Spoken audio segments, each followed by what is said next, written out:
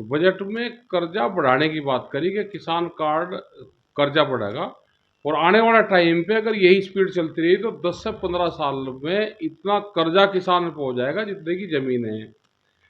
Bank private उसमें जाएंगे और धीरे धीरे बैंक जमीनों पे अपना अधिकार जमाएंगे। वे कर्जे के बदले जमीन लेंगे और लैंड बैंक देश में बनेंगे। ये हमें आशंका पहले से थी, आज भी है। फसलों के दाम चाहिए, कर्जा नहीं। हम एमएसपी गारंटी कानून मांग रहे, वे कह रहे जी कर्जा ले लो। It's a pro crony capitalist budget, as usual. पिछले जितने भी 7-8 बजट चले गए वो भी टैक्सेस बढ़ाया गए, जीएसटी बढ़ाया गया, और जो इनके कुछ फ्रेंड्स हैं सम क्रोनी कैपिटलिस्ट, उनको फायदा हो रहा है। सोशल जो वेलफेयर स्कीम्स है उनका पैसा दिन ब दिन कम किया जा रहा है, जो सब्सिडीज हैं वो खत्म की जा रही हैं, और जो इन्होंने प्रॉमिस किए थे कि हम एम्प्लॉयमेंट 2 करोड़ लोगों को देंगे हर साल, एम्प्लॉयमेंट तो दे नहीं रहे हैं पर लोगों को नौकरियों से निकाल रहे हैं, किसी न किसी तरीके से। पेंशन इन्होंने लोगों का बंद कर दिया है। तो बजट में मैं समझती हूँ किसानों के लिए कुछ नहीं है, महिलाओं के लिए कुछ नहीं है, और जहाँ पेट्रोल की प्राइसेस की उम्मीद कर रहे थे कि कम होंगे, इसलिए कुछ भी नहीं किया गया है।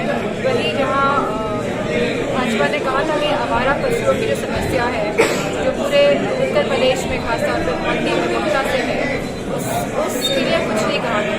जब प्रधानमंत्री आए थे उत्तर प्रदेश चुनाव में तो उन्होंने कहा था हम इसके लिए कोई प्रावधान करेंगे, लेकिन हमारा पशुओं के लिए कुछ नहीं किया गया है, और मिनिमम सपोर्ट प्राइस फार्मर्स को जो देने की हमें उम्मीद थी वो भी नहीं किया गया। To look at is the fiscal deficit. The fiscal deficit remains at a worrying 17 to 18 lakh crores, which means the government will go out to borrow. Once the government goes out to borrow, the private sector gets squeezed out, and the cycle of the economy does not start. And that's why the excessive reliance on government capital expenditure, and this clearly demonstrates that the economy is looking weak on the fundamentals. Thank you. How do you see this union budget? How will you rate this union budget? I think there are a number of omissions in the budget that we can't afford to ignore. There have been some good things in it, but where, for example, there was no mention whatsoever of Manrega, the Rural Employment Guarantee Scheme, which is so important for our poorer families in the rural areas. No mention of unemployment in the country, which is at record levels.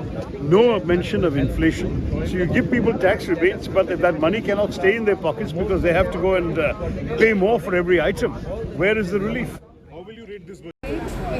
ये budget जो है, पहले कुछ लोगों ने जिनको थाली बजाने की और ताली बजाने की आदत है, उन लोगों ने अपनी पीठ थपथपाई, लेकिन इस बजट में एक ही टाइटल जाता है, ढूंढते रह जाओगे। महिलाओं के लिए, किसानों के लिए, गरीबों के लिए, सबसे ज़्यादा बेरोजगारों के लिए, या हमारे बेरोजगार के साथ साथ हमारे जो पेट्रोल और डीजल की कीमतें जो बढ़ी हुई हैं, जो डॉलर आसमान छू रहा है, रुपए का भाव जिस तरह से कम हो चुका है, ये सारी बातों को, इन बातों पे कहीं कोई रोशनी नहीं डाली गई है।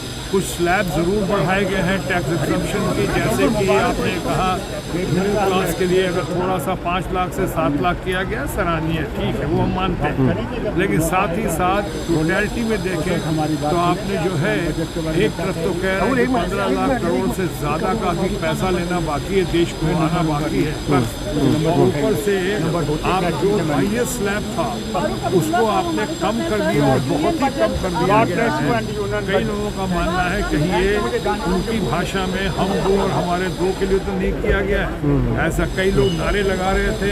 तो ये मैं कहूँगा बहुत सारी बातें जो होनी थी, यानी बहुत कुछ होना बाकी है, इसलिए इस पर मैं ज़्यादा अब इतना नहीं कह सकता हूँ कि ये है कि नई बॉटल तो है, नया बजट है, लेकिन शायद आखिरी बजट है ना सिर्फ इस साल का बल्कि सरकार का दिख रहा है।